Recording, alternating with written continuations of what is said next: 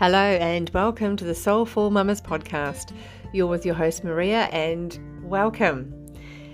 So today is Wednesday 13th of March here in the Southern Hemisphere. And today is my mother's birthday. She was born on Friday the 13th. And I always remember my nana saying that it's actually a lucky number, and as a child I didn't really understand what she really meant, but what she was meaning was, I think, people will try and tell you that it's an unlucky number, but she had planted the seed that it's actually lucky, and I fully appreciate that now, because I know that it is a very lucky number, one for my mother, happy birthday mum, but also it is the number of the divine feminine. So it's a whole nother conversation about why that was deemed to be unlucky by certain people in certain times of history. Another story.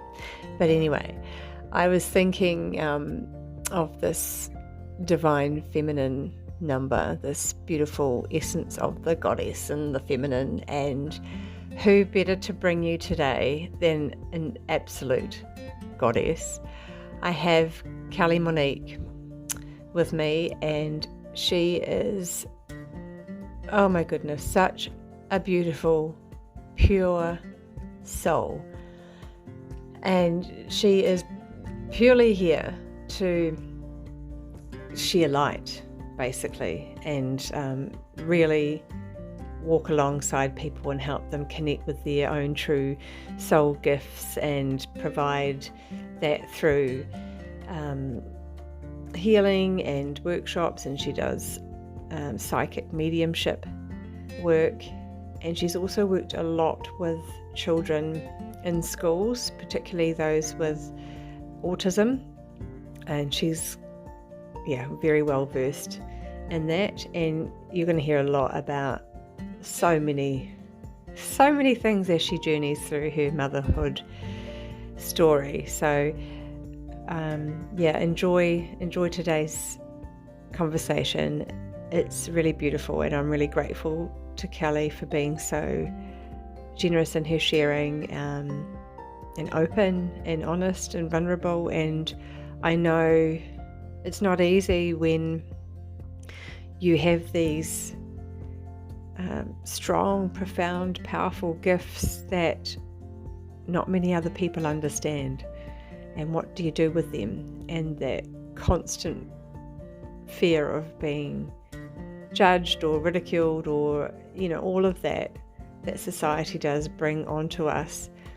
And she's had to navigate a lot, but I know her now as a beautiful sister, and she has overcome so many hurdles and worked through so many false conditionings, and she has fully stepped into and embraced what it is she's here to do, even if it's difficult sometimes. So a really inspiring talk, and so without further ado, I bring to you the beautiful Kelly Monique. Kelly, welcome to the Soulful Mamas podcast. Thank you. It is so good to have you here. What a treat for all of us. I'm grateful to be here, Maria. It's really exciting. I'm loving what you're doing, and thank you. Thank you. Hey, do you want to share a little bit with everyone about who you are and your entry into motherhood? What did that look like for you? Yeah, well, I unexpectedly found out I was going to become a mum at 23. And so to begin with, that was actually a little bit daunting, a little bit scary. And I was single, so I was on my own. And for me at that point in my life, I felt like I was still trying to figure out who I am and unpack lots of those shadows and do lots of healing. And so felt quite unprepared. But I remember diving into the love of it. Like I felt like here is my opportunity to have that soul connection, that someone that means everything to me. So I was really embracing the love of soul to soul connection, yet the physical reality of it was quite daunting. Yeah, and that was my first son, Xavier, who's now 17 going on 18. Gosh. Yeah. And a lot's happened. Yeah. Yeah. Yeah, it's quite incredible, isn't it? Just that when you feel like you're thrown into something, it's obviously not, it's all kind of part of the plan, but we don't know that at the time. It just, Yes, yeah. yes, that's right. Yeah. Did you have, Yeah, it was oh, no, sorry, you carry on. I was just going to ask no, how much support you had, or how much did you feel like, oh my gosh, I'm really on my own, or did you have yeah, anyone to that's help you where I out? was leading. Yeah. That's so interesting. We were both on that. Yeah. Yeah, I was, oh my gosh, I'm on my own. I did have some friendships around me and relied heavily on them, and a dear friend that I grew up with since 11 and her family. And I did have my family around me. But yeah, I had my best friend that kind of really stepped up, and yeah, my friend, my sister, she really stepped forward and kind of filled in a role in a way of another parent, you know, so I had that support. Um, in saying that, I did have support around me, but I felt very isolated or felt very alone in that journeying. Yeah. It's Yeah. an interesting thing to reflect on, because even if I was perhaps married and secure, would have I felt supported? Was it what was going on inside of me and my own isolation and disconnection from self and higher power or whatever it might have been? You know, I question that, because nothing seemed to be satisfying or comfortable at that point in my life. Everything was kind of fragmented. Yeah. Yeah. That is really interesting, isn't it? Yeah. And that Yeah. little boy of mine, he felt like he was bringing it all together, and he's consistently been a keystone in me bringing all those parts of who I am together. For many of us, you know, we want to be the best version of ourselves for our children, and he was probably that huge inspiration, because prior to that, I was depressed and anxious and, you know, felt very unhealed, I guess is one way to say it. So I I remember not really having a lot to sort of live for. So now I've got this huge purpose, this drive, this focus, and this love. And it was challenging, but it was also the guiding light, I feel, for me moving forward. And I'm in such a wonderful place now. I think a lot of it is due to, yeah, my firstborn. So it's not. Oh, oh, that's so beautiful. I've just got Yeah, goosebumps going up yeah. and down my body. Oh, that Yeah. is, you often hear this actually, how, I remember speaking to another mum, and the pregnancy was a bit of a challenge. She was also on her own, and everything was a bit of a challenge, but he was still, her son was the gift, this awakening, like going into a new portal of self. Mm, And he came with his challenges as well, I think, but they were all mm, the more, she just rallied and focused on that, and it gave her, like you're saying, some purpose and changed direction, changed her, that current trajectory, which wasn't in alignment with what she knew who she was. And so it's kind yeah, of like they come at these times, don't they? They come at yeah, these times and bring yeah. with them what they bring. Yeah, I Yeah. remember recalling the feeling of Xavier as his name, and I felt like Xavier saved my life. You know, I always felt like there was something kind of gloomy, and I was very unhappy for a long period of time. And I even feel like, although I had a good childhood, and like the people around me, you know, were good, and my mother did the best she could, and she had challenges. everything felt low vibration and heavy and dark, and I was extremely sensitive.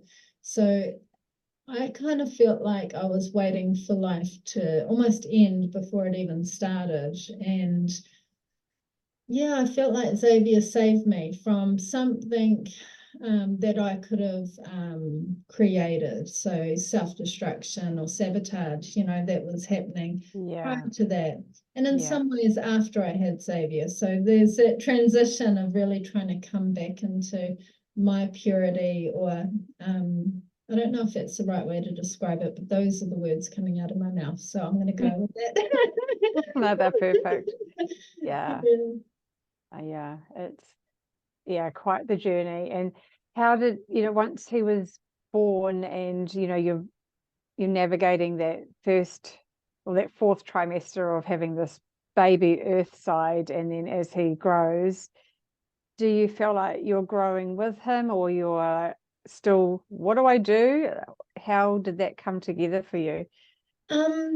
I guess I kind of go back into pregnancy a little bit to answer that, and that's because at 6 months, I was open spiritually, energetically, always been sensitive, always found myself, my perception of me was weird, and sensitive, that's a big word, like being able to pick up on things but not understanding it, and maybe thinking that was wrong because growing up in a Christian environment, it's like, oh, let's keep this quiet, what I see, feel, hear, know. But when I was pregnant with Xavier, I remember crying, and I had my big belly out and I was lying on my side, and I was crying because I was scared about doing this on my own, and if I could.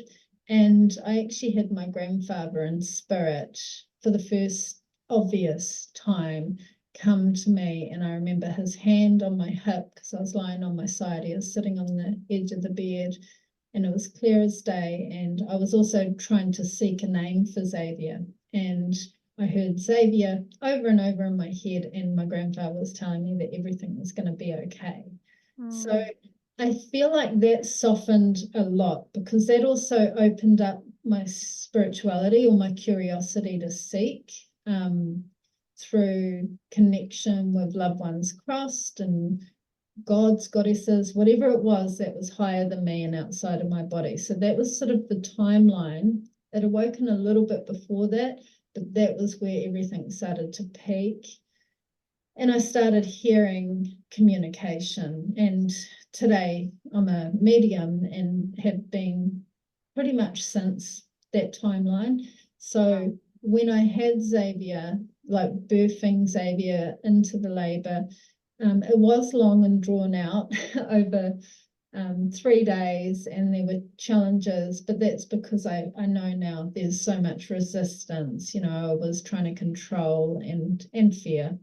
And I learned that through my second biological child, when you love it and go with it, and that was bliss and somewhat easy for me. But with Xavier, that was a challenge. And when he came out, it was actually really traumatic. When he came out, they put him on my chest, and he wasn't crying or he wasn't moving, and he had discoloration. So I had the gas, so I felt quite, and I had sleep deprived for 3 days, so I was quite out of it. And when they put him on my chest, I looked at the nurse, and she had a tear, and my sister and two friends were crying. And so I actually thought they had put a stillborn baby on my chest. So I just burst into tears. And honestly, the first thing I said, and I don't know why, was, get him off me, get him off me. And I was panicking and crying. And they said, why? He's beautiful. And I don't remember what I said next, but it was along the lines of, I thought that he had died. And then he moved, and it just completely changed again, like I just melted into it. So I went to the depths of that grief for probably only 30 seconds, But I always remembered that first thing that I said was a rejection, get him off me. And I don't know why that was. It was a shock and fear, and I can't cope with the situation. But he fairly instantly fed, and that was the most beautiful feeling, the most natural feeling, and so familiar. It was unusual how familiar that was when I had never breastfed a baby. It's like, okay, this is how it should be. And so everything got lighter after that. As tricky as it was more daunting leading up to those moments. And then it was take it as it comes, and there were a few knocks and fearful moments, but everything was a whole lot more lighter, and I had the curiosity and willingness to seek spiritual support or tools to have that, I guess, purity and white light is how I see it in my mind. It's like to bring that white light into my life and illuminate those shadowy bits. Yeah. I don't even know if that answered what you questioned. Yeah, no, that's yeah. that's beautiful. Thank you so much for sharing that. That's, yeah, I could just feel where you were. So it's beautiful. And it feels like, you know, you're birthing your son, but it's like you're birthing yourself, this new version of you coming through, which is so beautiful. Yeah, I really felt that way too. And I know that it sounds strange, but I used to say a lot of strange things, but I used to say to friends right from my teenage years, I don't think I'm going to live past 23. And I used to think that this is it, you know, and I was sort of creating situations that were taking me off my path, destructive situations. And I always felt like I was going to die young, and then those things happen. So I reflect on it as a life cycle, a massive rebirth, something strange that happened, and there might be explanations for it, but my eyes were blue as blue as blue. And when I had Xavier, they changed green, and I've been green ever since. So it's almost like my perception of this was like, it felt like I had stepped out and something higher from my soul self had stepped in, or, you know, it's very unusual because all the gifts heightened. And I did recognize with my next pregnancy, again, my gifts increased and heightened that much more. So there's something really powerful about all of the motherhood experience with spirituality, and I've seen it play out in my gifts. Yeah, absolutely. That that womb space, that seat of the soul, almost, it's there is definitely something in there. And so many women I've spoken to, when they share their birthing stories, it really is them birthing into a new sense of self as well. Yours is quite profound, but I think everyone in some way, there's a shedding. You know, the baby's in this, like the caterpillar or in the cocoon, and is about to emerge, but we're also in that space as well, it feels like, and we're about to leave that maiden energy behind, and we're stepping into the role of the mother. And what does that look like? And we can either worry about it and overthink it, or we just take that step and embrace it and just keep walking step by step, and it leads us, and our child leads us too. That's right. And I Incredible. think that it was such a blessing that I was on my own, you know, like I learned so much. I had to really deep dive. I had all the shadows to explore, but I recognize moving from the maiden to the mother to be extremely profound or obvious in my journeying. And I had familiarity of the mother, as we know, you know, we can sense a maiden when we're in a different role, the mother or that sort of wise woman. And it all sort of moves around throughout our lifetime. But it was like, oh, I've arrived, you know, I've arrived here. This is what I've been seeking. I remembered it from childhood, where I wanted to nurture, where I wanted to hold space, support, and heal and nurture. Like, that desire was always in me, but I had nothing truly to focus it on. Yeah. Yeah, I know what you're saying. Yeah. Wow. And then tell us about that journey to, from Xavier to your next little one. How did that look like? Yeah, well, Xavier, he started showing signs of being extremely sensitive, and I've always seen him to be deeply intuitive, very sensory, and I was recognizing that he was appearing different to a lot of other peers' children, and some of it was happening. It was showing up in behavior and out of control, so to speak, behavior. And so there was a part of the younger part of me that really just wanted, just shh, don't make too much of a scene, and like, oh my goodness, we're not fitting in and we're not belonging. So I'm sort of talking kinder years, where we were being excluded because there was just too much drama or outbursts. And I ended up getting a diagnosis for Xavier, more so to have a language to communicate with the system and the 3D world. And Xavier he feels comfortable saying he's autistic, and that's hugely celebrated to him, and I celebrate that with him.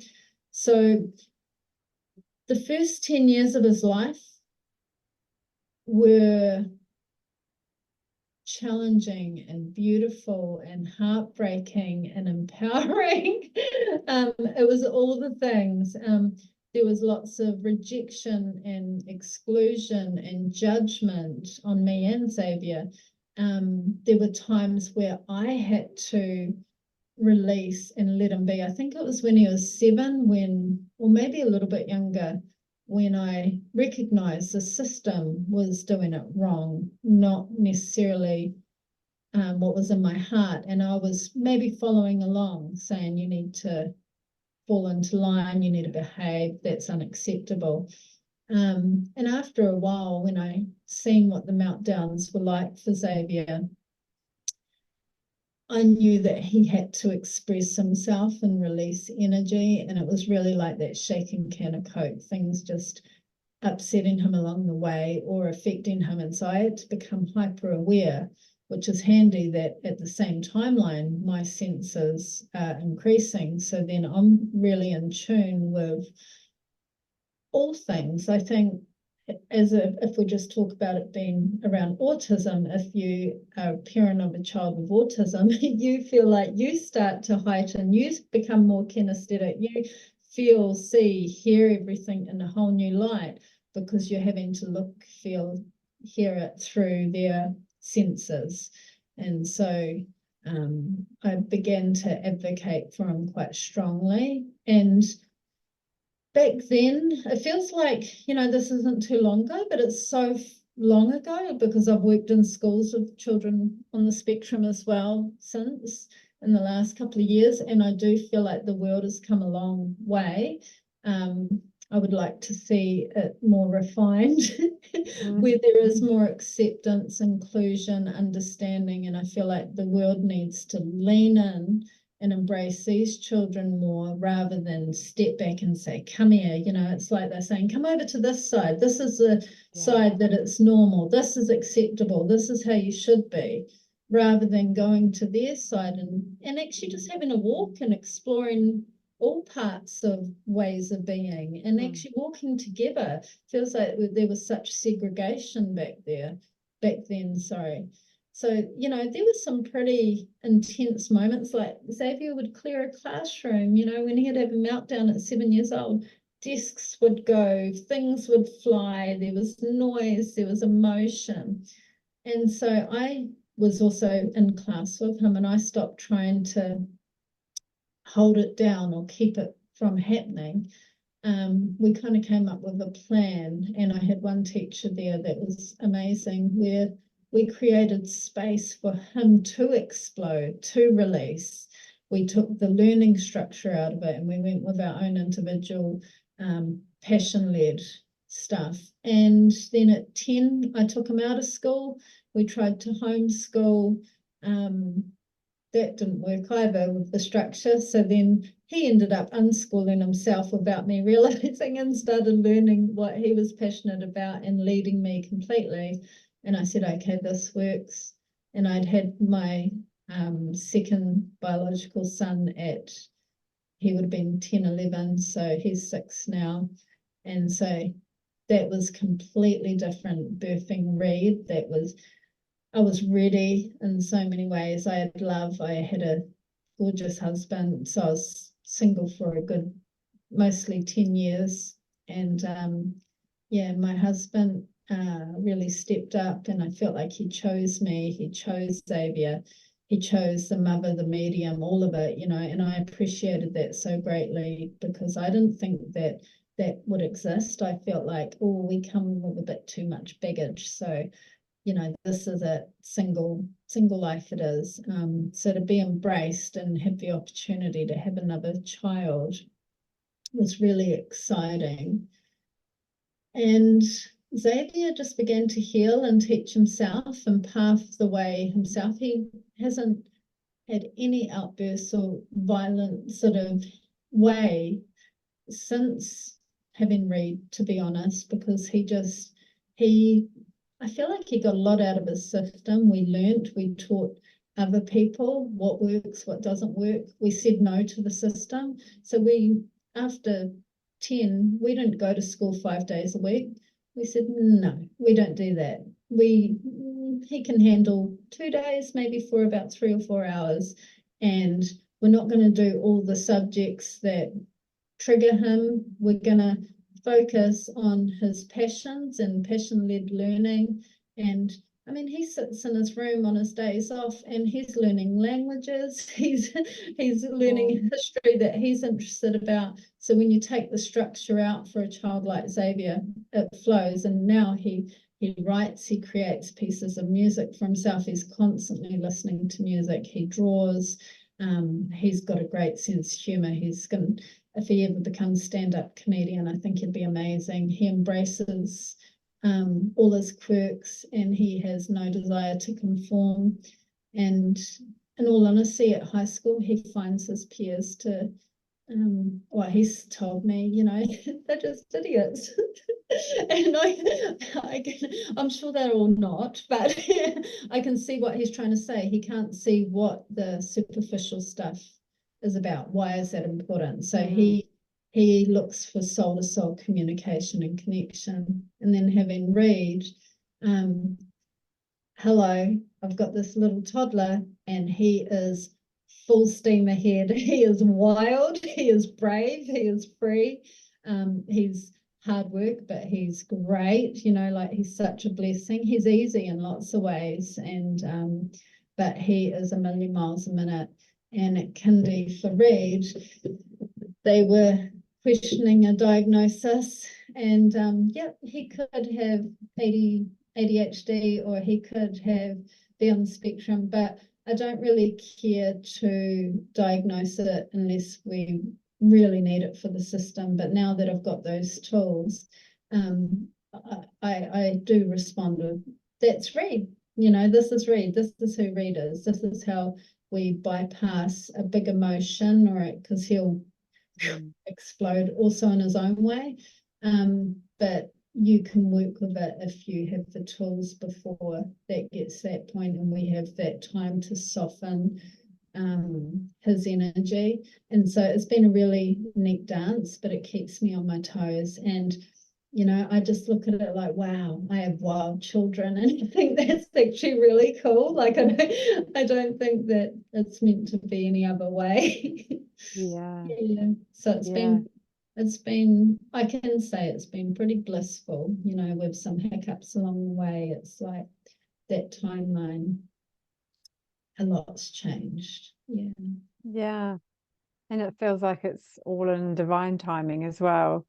You know, Yeah. Xavier arriving, and also when Reed came along too, having that gap and that strong bonding connection between you and Xavier, and finding your way in the world with each other, with the systems, with friends, family, and being that advocate for him. Because like you say, it doesn't seem that long a time, but a lot has changed in 10 years, 15 years. So there's a lot more awareness now, which is good. But back then it would have been, you're almost like pioneering, you know, and people just didn't have they're getting there, but the understanding's just not there. So you either avoid and just don't go to that event, or you have to try and educate and explain and teach, and it's draining. And their perception is just, or they can't really comprehend something different to what they are used to. So yeah, I can imagine that would have had its struggles and challenges for you, but it also sounds like you knew you weren't alone in all ways. So you had that higher connection and higher support guidance as well. Yeah, absolutely. I had to learn to use my intuition with areas of my life where I'm very attached to the outcome being school, you know, like I was teacher aiding Xavier, and then later teacher aided other children on the spectrum. By passion, I'd been doing my readings all along, and that's sort of my number one thing. That's what really makes my heart sing. But there was a real calling to have that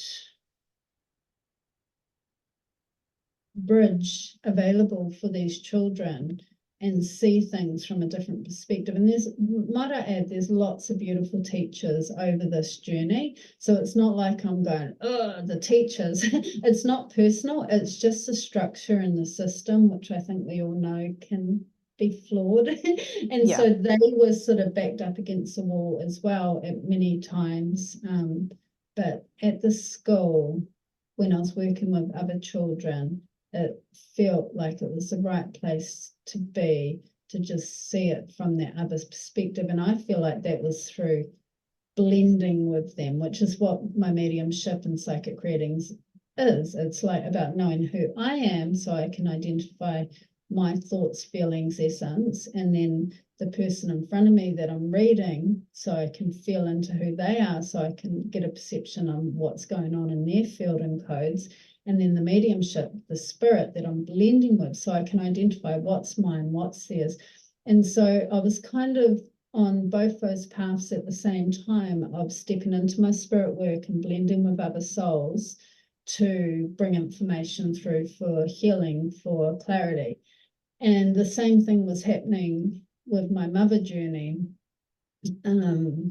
around children with needs, or all children, if I'm honest, but really drawn towards those children. I guess I was very mindful, still am, of children, adults, teachers, whoever that may, and something I always check in with myself, that may perceive a child's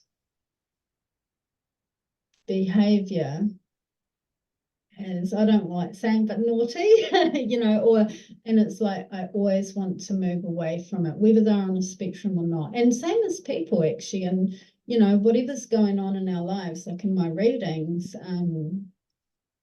there's always a reason for how we are expressing ourselves through emotions and actions. And so that's what I'm really passionate at looking at, because that's where you can go to the core and nurture and heal and transform energy. And it's also from my journey of having a difficult past, having guilt, shame, all sorts of lower vibrations, where I didn't like myself at all. I love myself today, but I honestly, I hated myself for many years. So that was really tough. But that seems to be a driving force in all areas of my life.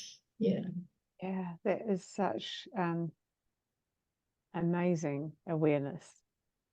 But I'm also thinking of what a gift you would have been for the parents of those children that you're working with, because you are an advocate for, you actually understand. So you're in there working with these children, and gosh, how it must have felt for those parents knowing that there's somebody on the inside that truly gets it and is really, not that the other teachers aren't, but with their resources and they're so stretched, it's really difficult to truly meet each child that they're there to be with, every child in the room. So yeah, having you there would have been such a gift, and that you're so your gift of perception and awareness is so strong. And obviously it's just getting more and more heightened as you evolve and continue on this path. And how wonderful that you embraced it and didn't push it away, because I can imagine, I guess, growing up, like you said, you've always known you were sensitive but didn't understand it. So you kind of either pushed it away, ignore it, put it in a box, or numb it out somehow. Yeah. And then I thought it was naughty. So just as you shared that, it kind of mirrors what, is a driving force with people for me, is that judgment. See, I always thought who I was, even though I was a good girl, my spirit awareness, even as a child, well, that was considered the devil, like yes. in a very strong Christian environment. That felt like there was something wrong with me. So I just think of that word purity. I notice with these children that I was working with, it's similar to my readings, because it's a true heart-to-heart, soul-to-soul deep dive into a relationship when you have to feel deeply what the young child with autism or not, but feel what they're feeling. So then you're going, soul to soul, where the core is absolute pure. It's pure light. It's like the little baby that's born. That is pure light. It's I believe, who we truly are at our soul essence, without all the layers and conditioning and story. It's just that heart to heart. So being in those roles with children, and I think this is with children in general, like it's a more pure connection and relationship. And then with clients, because people are coming because they deeply care about their loved ones on the other side, or they deeply want to have some sort of healing or self-development. Again, it's soul to soul. It's like this pure stream of light and connection. And that's probably the energy I like to sit and be in and connect with people. Just like this, this is on a very pure form that we're talking right now, and the conversation has that essence. But then take me to Pack and Save or into the city, and it doesn't feel like that. You have those moments, so depending if you have that opportunity to meet soul to soul. So I'm always looking for those environments, people, and with purpose. And that's what Xavier awoken in me. I never knew that was something I was seeking until I seen his purity. And my goodness, he has such an innocence, a purity, and I love the honesty. That's so important for me, is the truth. And I feel like I'm going off on tangents. No, it's beautiful. Relevant, isn't it? No, it's all relevant. It's all perfect. It's thank you. And it just gives us an understanding of your work as well. It's that soul to soul. That's so, for any one of us having any interaction with another, if we can drop into that space rather than that head and overthinking and judgment and or trying to put on a mask because, I better do this or I shouldn't say that, rather than if we could all sort of drop to that soul to soul, heart to heart, the world might be a different place. Yeah, absolutely. Yeah. I think with children, they are in their heart and body, right? You know, they're in that a lot of the time, they're in that playfulness in the moment. And in a reading, I see it, you know, people, yeah, they do, that they want to receive. And so they're dropping into their heart, they're open, they're vulnerable.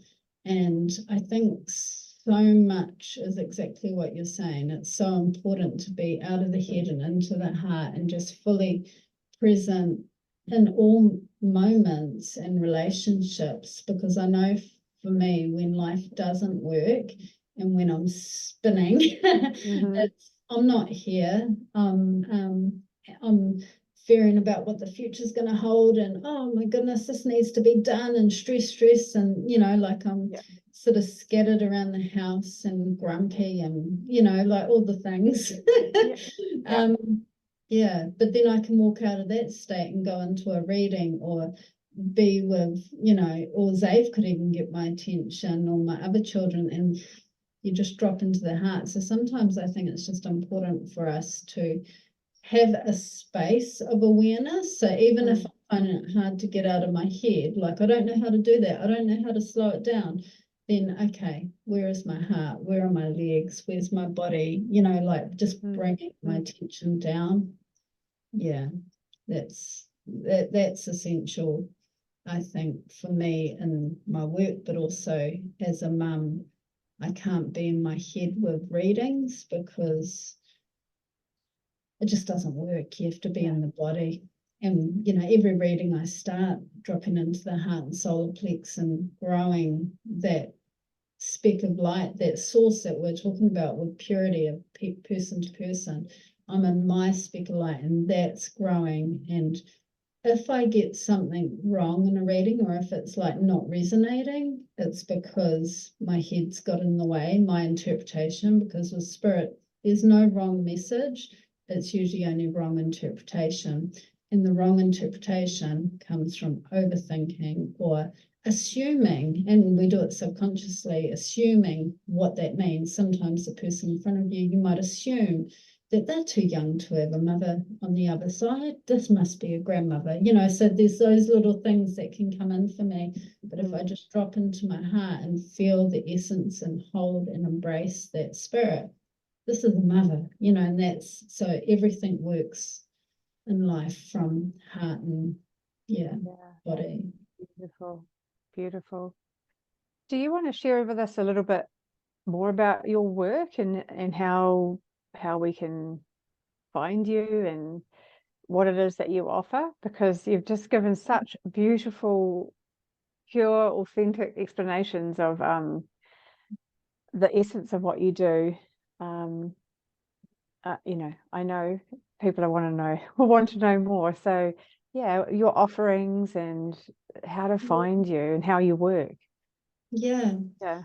So I use that label of psychic medium because what I do is a combination of both. I do see them quite separate, but they both blend in a reading nicely.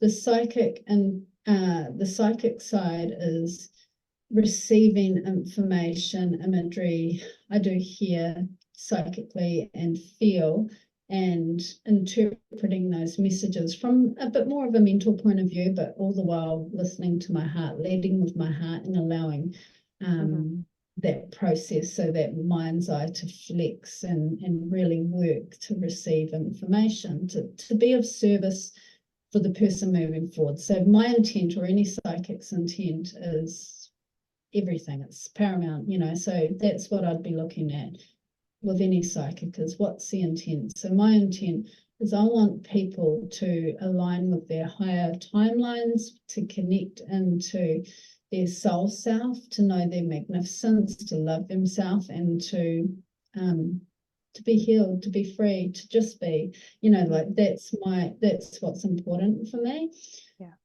And so the psychic side can definitely look at past, present, future, what needs to be unlocked. It can sort of dig around with a curiosity to unlock or open up or call in or adapt to other timelines. And then when mediumship comes in, it's like, and they're all around within the psychic stuff anyway, but for me, it's a sense of a spirit always coming from the right-hand side forward. Sometimes it's a bird eye view, sometimes it's a presence, but it's a blending. It's like I start to see through their eyes or their thoughts or their feelings. And it's all done with absolute pure light, because spirit is pure, and especially with the right space held. So with that, I offer readings, which are usually 1 hour, 1.5 hour sessions to connect with loved ones crossed over, to look at life moving forward, to also support people with keystones to connect with that higher timeline of their desired outcome, and healing through communication, energy healing, chakra aligning. So there's a bit of a blend of what I do through my readings, and then I teach in workshops and online now, where I am hugely passionate about people strengthening their own intuition, because everyone has a gift. Like, it's not actually, you know, I'm not special. Well, yes, I am. No, you are too. You know, like, that's my point. Is we're all special. It's just another sense that we all access, but it's how we receive it, how we work with it. So I have online offerings, and I have a website, Kelly Monique Psychic Medium. Is that right? KellyMoniquePsychic.com. I need to check that. And all right, we'll add them all into the show notes anyway. Facebook and Instagram. So it's sort of how I move around and let myself be known and open up for people to have readings and teachings, or when I say teachings, enhance their soul gifts. So the teaching is supporting them to access the tools that they and codes they already hold, with a model of what I've learned for them to adapt into their own codes. So yeah, beautiful. Yeah, I just love what you do, what you do, what you bring, and that it's like your passion-led project. You know, you're talking about Xavier following his passions, and you're doing that for yourself too, and really letting it organically evolve and expand and reach more and more people in such a loving way. It's so needed, I think, right now, and I'm so grateful that you are really putting yourself out there, and you know, you're being brave now compared to that 22-year-old, nearly 23-year-old. You're just you're this perfect version of where you're meant to be. So it's so lovely, so good. And can you share with us, what do you do for you to keep your soul full? What's the soul filling things that you do for you? Yeah, I think that this is very much one of those things. I reach out to sisters, women, soul to soul communication without any outcome, you know, like just to communicate deeply, connect with the moon, to connect with the earth, cold plunge, you know, just nature, animals, sisters, people, children, like just I'm moving around in ways where I'm looking for truth, wholesome truth. And so that can be through people, through nature, through the animals, and just that time alone. I'm never lonely anymore. I used to be so lonely. I love being alone. And, you know, so having that time to just be really special, to sit with the wind and the sun brushing against my skin, that's more fulfilling than, you know, I can even express. And I guess I'm just noticing in the last couple of years how much more I value that for my soul self. And I journal, and whatever comes up, actually, I think it's important that dive into what's calling you in that moment. For me, it changes all the time. Yeah, I agree. And I think the key is there, do we listen to when a little change is needed? Or how about we go to the ocean or whatever? Do we listen, or are we too busy and we're overriding these little downloads and little pearls that are coming through because we forget to be and to sit in that stillness and to value just how important that is, rather than disregarding it as I don't have time, air quotes, I don't have time to sit and do nothing seemingly. But it's shifting, and I love hearing all these beautiful mamas soul filling shares, because they're very similar. I think at the essence, when it comes down to it, a lot of it is that stillness, and from that something else will come, like you say, oh, I'm going to go and sit with the wind, or I'm going to do this, but that comes from you really tuning into the messages coming through. Yeah.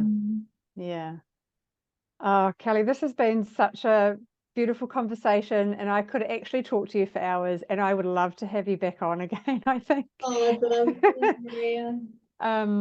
Yeah, thank you so much for your generosity and your sharing. It's so vulnerable and loving and so expansive, and I know we're each going to be better for it. So thank you. Thank you, my friend. That's beautiful.